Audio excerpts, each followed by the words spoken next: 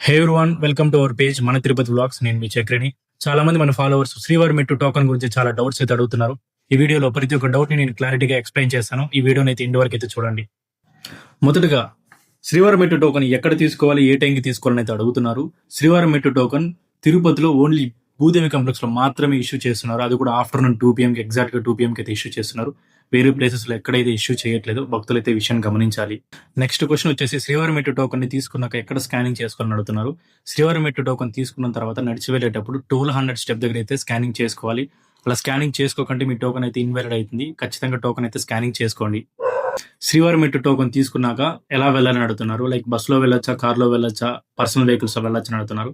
శ్రీవారి మెట్టు టోకన్ అనేది ఎవరైతే తిరుమలకి నడిచి వెళ్ళాలి అనుకుంటున్నారో వాళ్ళకు మాత్రమే ఈ శ్రీవారి మెట్టు టోకన్ అయితే యూజ్ అవుతుంది. ఖచ్చితంగా శ్రీవారి మెట్టు టోకన్ తీసుకుంటే మీరు ఖచ్చితంగా నడిచి వెళ్ళాలి. నడిచి వెళ్ళి 1200 స్టెప్ దగ్గర స్కానింగ్ చేసుకుంటేనే మీకు టోకన్ వ్యాలిడ్ అవుతుంది. మీరు అలా నడిచి వెళ్ళకుండా బస్సులో వెళ్ళారు అనుకున్నా కూడా మీరు స్కానింగ్ సెంటర్కి వెళ్ళిన తర్వాత అక్కడ నుంచి మిమ్మల్ని రిటర్న్ పంపించి మిమ్మల్ని ఫ్రీ దర్శనానికి అయితే అలో చేస్తారు. సో ఖచ్చితంగా టోకన్ తీసుకుంటే నడిచి వెళ్ళండి. శ్రీవారి మెట్టు టోకన్ సేమ్ డేకి అయితే ఇస్తారని అడుగుతున్నారు.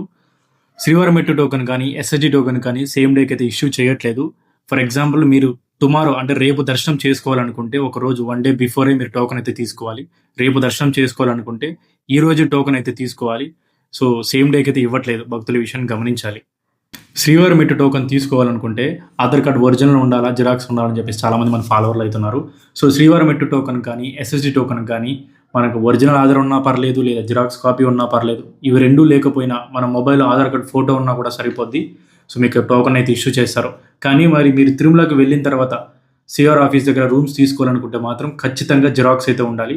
సో జిరాక్స్ అయితే క్యారీ చేయడం అనేది మంచి విషయం. అదైతే నేనైతే మీకు సజెస్ట్ చేస్తున్నాను. ఖచ్చితంగా జిరాక్స్ అయితే క్యారీ చేయండి.